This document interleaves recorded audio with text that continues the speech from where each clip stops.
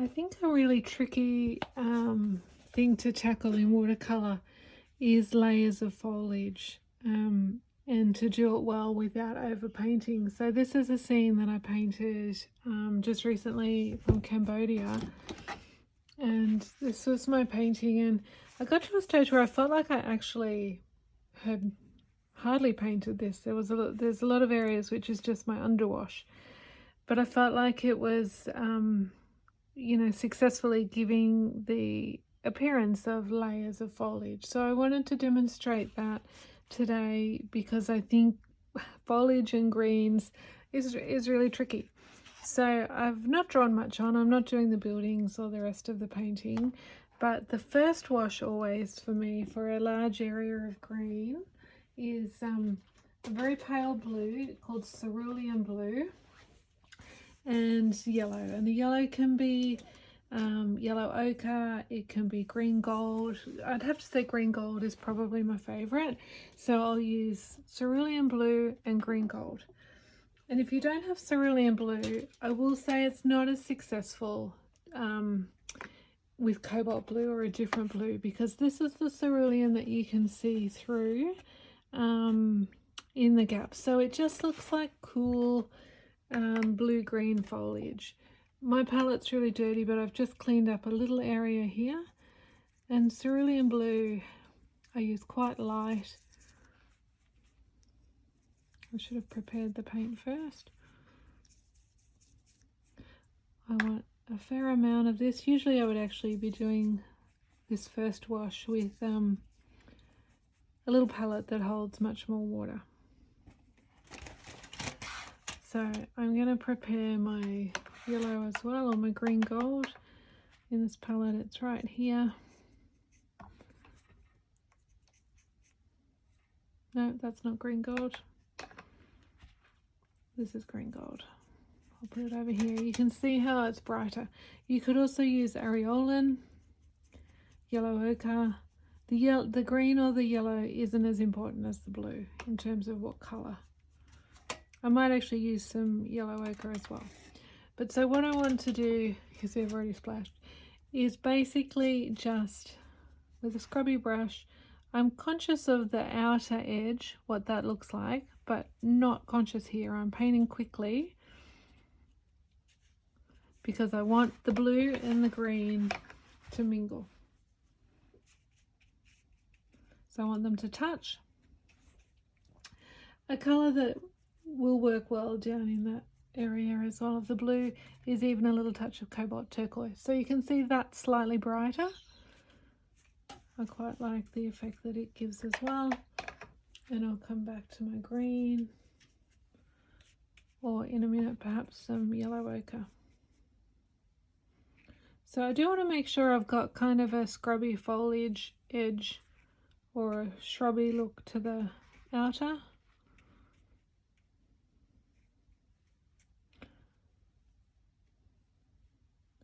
Up here, what I might do is the yellow ochre.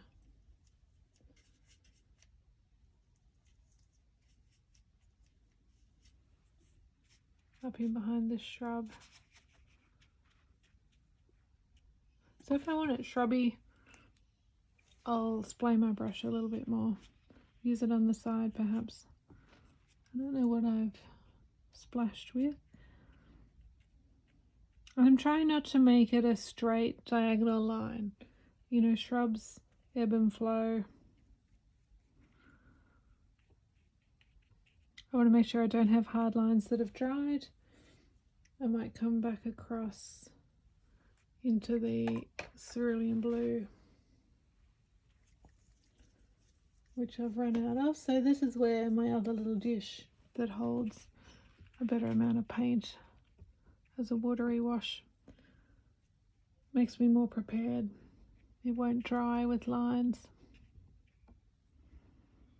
So now what I want to do is let that dry totally. I might just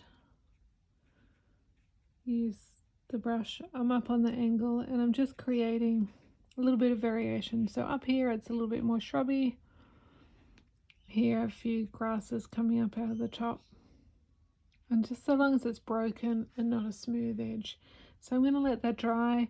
I know I'm going to get some kind of crazy cauliflower here because my paper is just still in the pad, but that doesn't bother me in this underwash.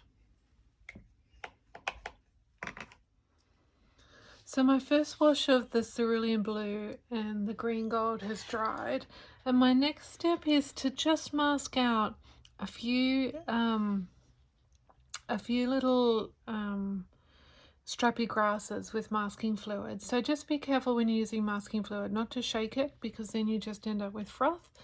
I'm using a very thin brush, and if I get something too thick, I wait for it to dry and then I remove it before I paint the next layer. And the reason that I didn't do this onto white paper first is that I don't want my strappy grasses white.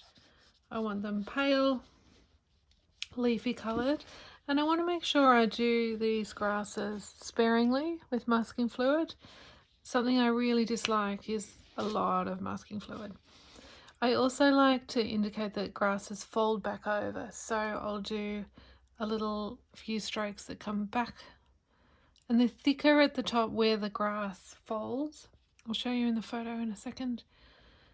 But you work quickly with masking fluid because it'll ruin your brush if you take a long time, or you can wash the brush several times. So my photo here that I'm looking at, I'm looking to get a couple of light strokes in here, a few in the transition between this shrub and the grasses, and maybe a couple down across in this section. So a few more here, and I often turn it because I want the thickest part of the masking fluid or the grass in the end to be at the bottom, so I find it easier to work away. And make sure there's some that cross in the different direction or really bend over. If you do them all very uniform, they will it'll look very artificial. That one was a little bit thick, but I'll cope. And a few that fold back.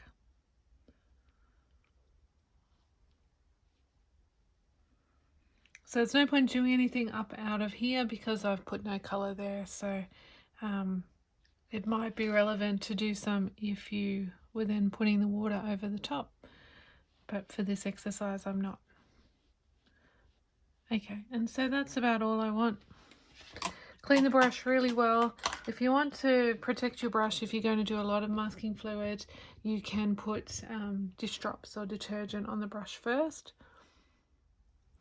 So I've given the masking fluid a little minute or two to dry, and now I'm using, this is like my travel palette, but not as small a travel palette as you saw me use in one of the other videos.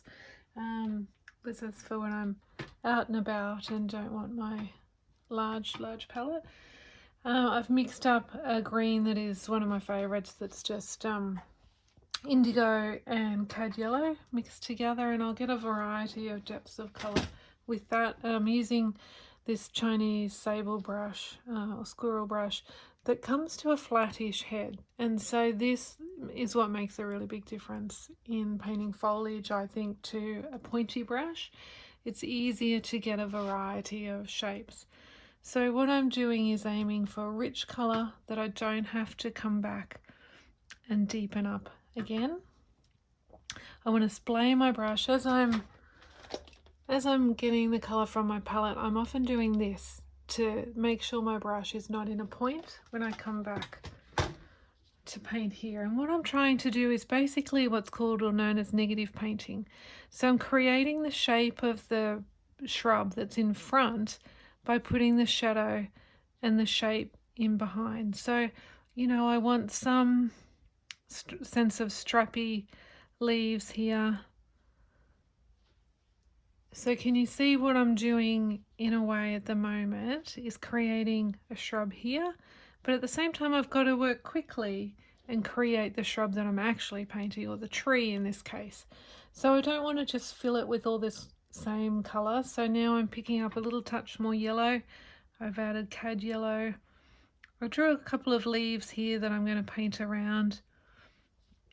And quite often I'll put a little bit of color in like this, and then I'll clean my brush. So I'll show you in 1 second. I'll do a few more shapes of colour.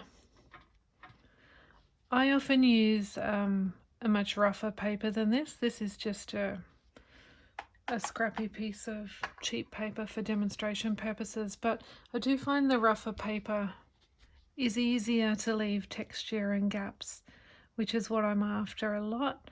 I want to be leaving the underwash showing, the colours that I've put here intentionally. So now I've just actually got a clean brush and I'm dampening, letting some colours meet up. I want to leave some actual leaf shapes here in the underwash, so I'm leaving them dry paper. I might actually put some leaf shapes coming out from the top of it, because the picture that we're working from does actually have, you know, some definite leaf shapes here. It's not a shrubby sort of tree. So we want some of that, but I'm not painting by any means every leaf. What I'm trying to do is create a mixed, an area that is mixed colours and shapes, a variety of colours and shapes. So I've got lighter patches, I've got greener patches, and I've got bluer patches coming through. I've got this rounded shape here, so I might just bring a few leaf shapes up out of that just to change that shape a little bit.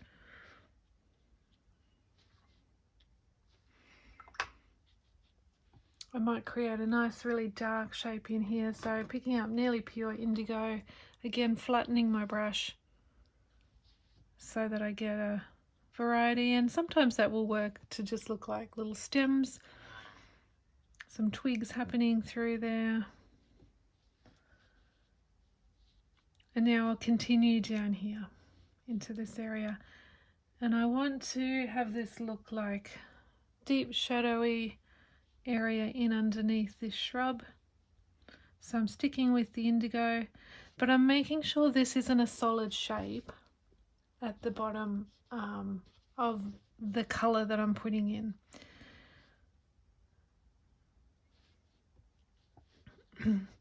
I might lighten that up now with some more cad yellow. I'm going to keep the colours simple for the purpose of this exercise.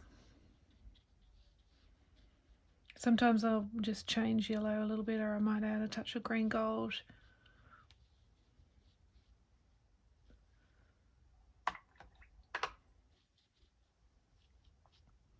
Or some yellow ochre. Let's do that because we've got a bit of yellow ochre happening up here.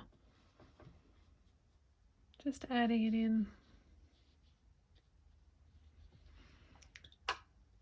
And sometimes then just softening.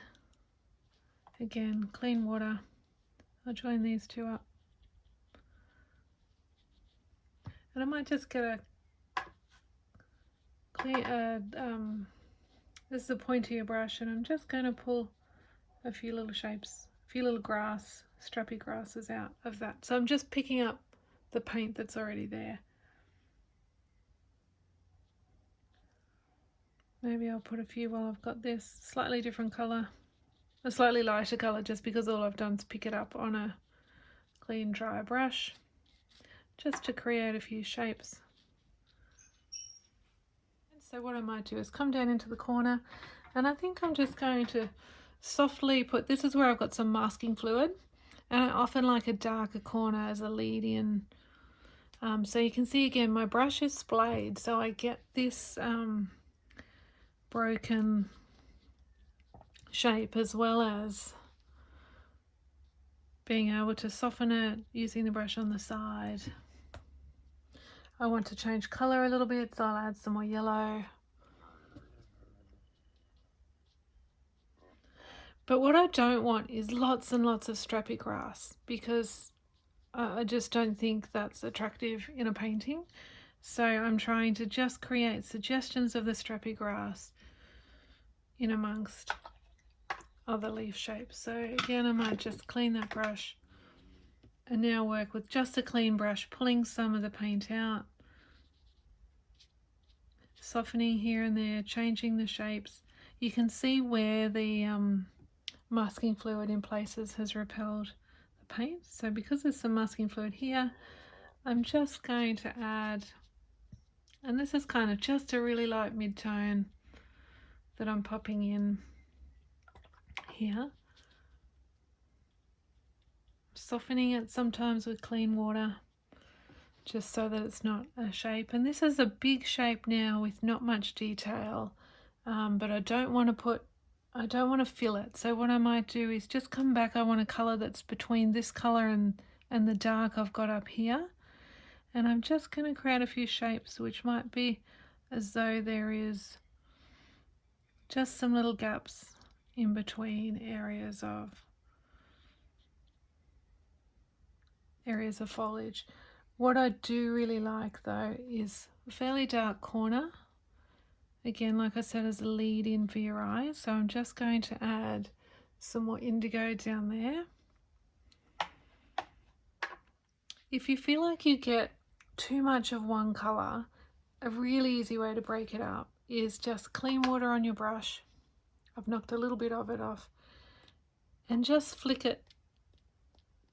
the clean water, and you can see it just gets a more dotty, broken look to the paint. So that's one way to break it up if you felt like you got too solid in the color or too much of one color. I picked up a little touch of yellow there, and I'm just carrying that out.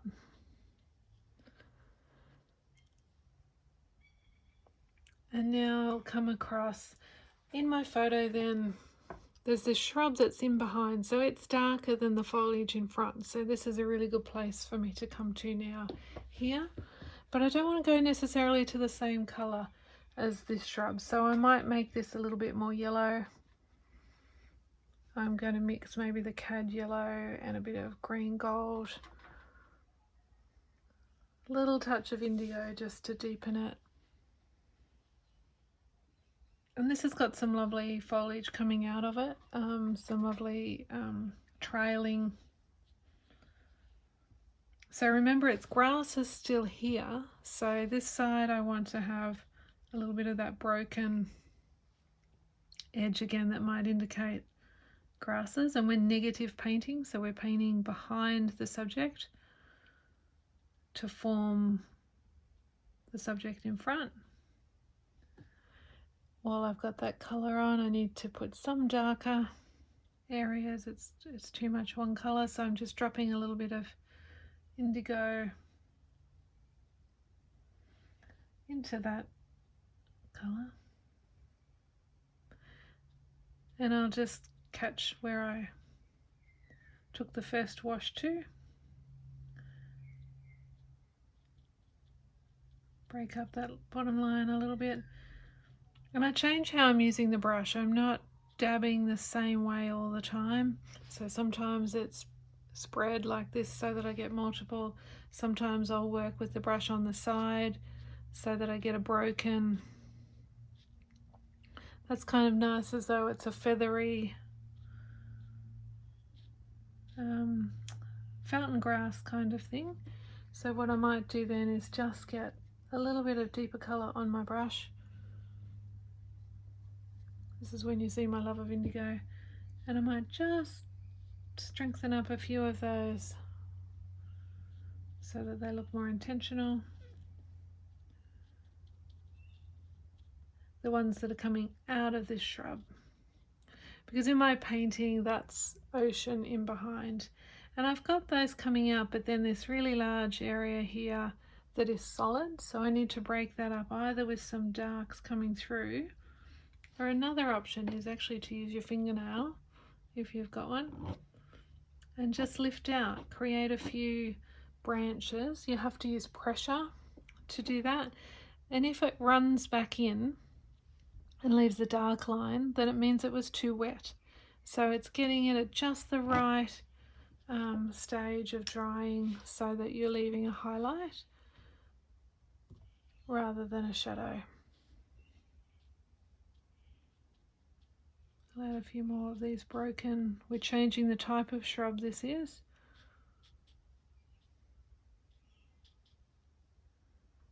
and some that hang down perhaps here. I'll go back to the yellow,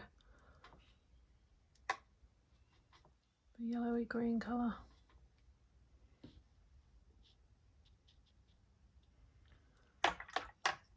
And another option, again, I feel like this is a little bit solid in here, so just flicking perhaps some Cobalt Turquoise in there. And I love Cobalt Turquoise because it will look shadowy, will look like green in the shade, and that will just break that up a little bit for me.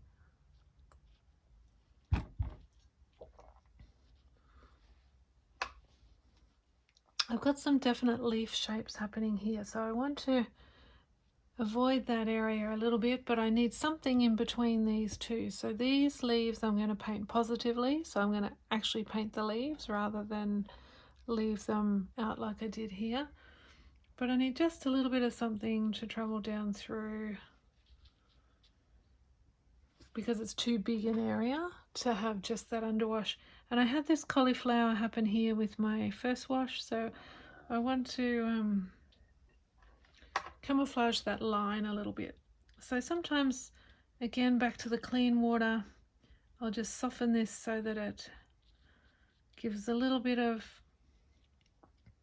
colour, but it's not as definite as the edge of this or here. We're coming out, breaking it up, and you can see my brush kind of dances over the page. I'm changing direction. I'm making sure there's a variety of colour happening. It's light and it's dark.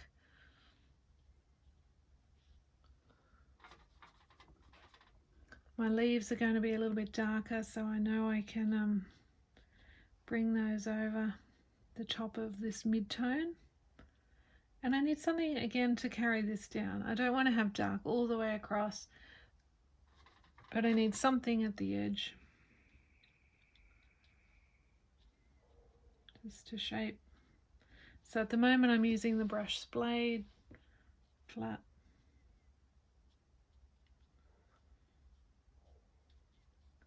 And I might just come in with a dark. And you can see I put some, straight away you can tell where you've put the masking fluid. And it might seem a little bit predictable, but again, the dark in the corners helps with the lead in to the painting.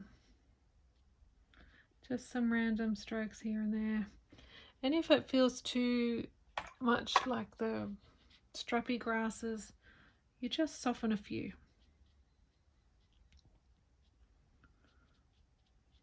If there's some areas that it seems too strong or too obvious. I love this this kind of grass that comes up in these really tall ones. I've got some paintings that I did from Africa and the Zambezi River with those strappy grasses, so that was one of the things that really captured me in this picture. So I'll do those next because this is drying, so I want to wait a bit longer. And if I want something to be random, you can see now I've changed from holding my brush like I would a pencil to holding it right back at the end, and I actually pull it away from me, and that means I have less control. But it's hard to do it with the video, sorry, I'm blocking. But this is how, if I want something to be more random, I should actually change brush for a thinner one, because they're actually quite ugly thick strokes.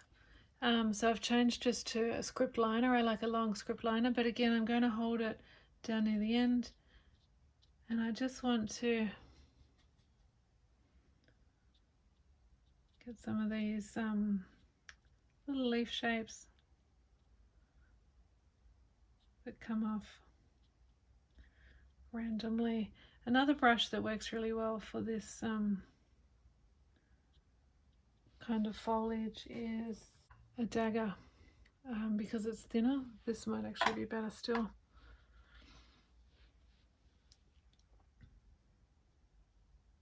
Yeah, I think this is what I used on the original painting.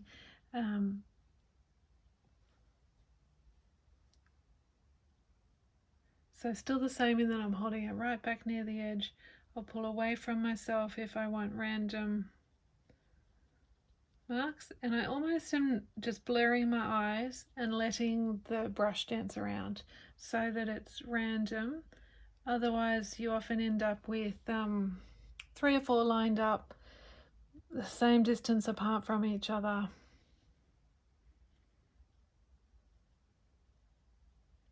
And maybe a little short one. I've got this half moon crescent happening where they're all nearly the same height, so I'll just make one longer.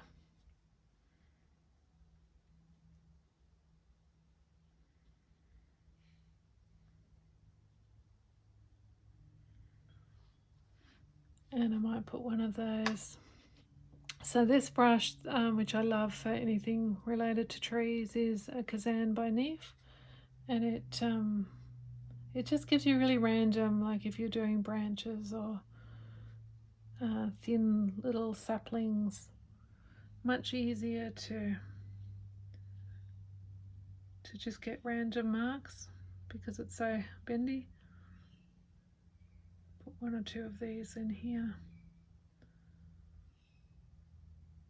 Now that colour is much darker than the colour up here. That doesn't particularly matter, but I will just try and drop that darker in 1 or 2 places.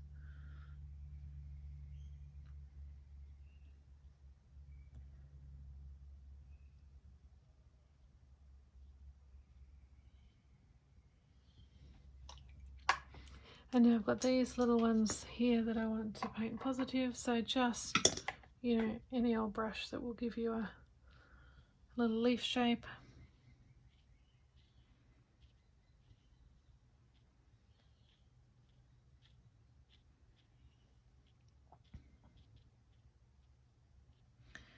Another way I often have done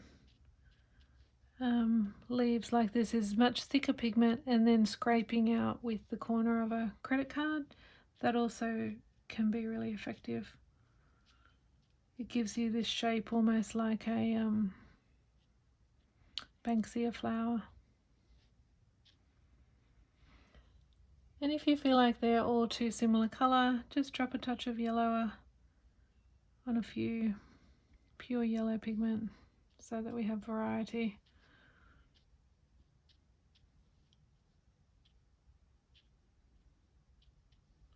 And don't overdo it. So I've got to wait a couple of minutes now for this to dry before I can take the masking fluid off, and then I can have a look at it from a distance.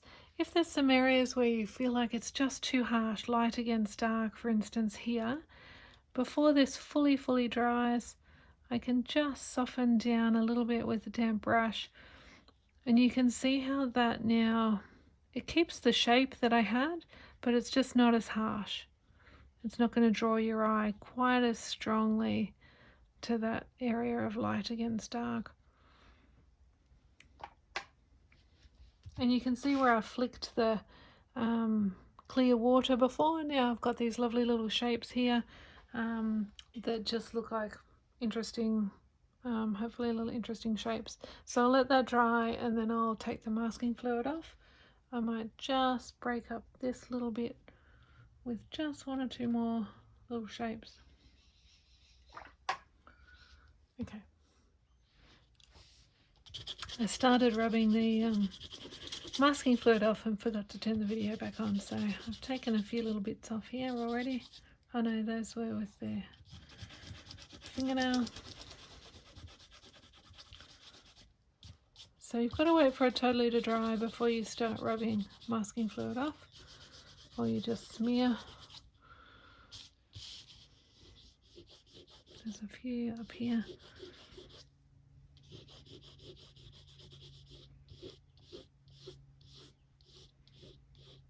And so because I put the underwash on first before I put the masking fluid, these little strappy leaves do have a little bit of colour to them, which is nice.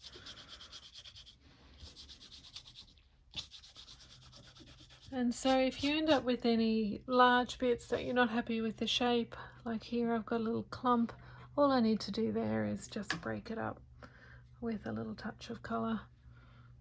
similar to what I've got around it. I like this funny little shape that happened here. And obviously if you overdid it with masking fluid, you can come back and pop a little bit of colour back onto those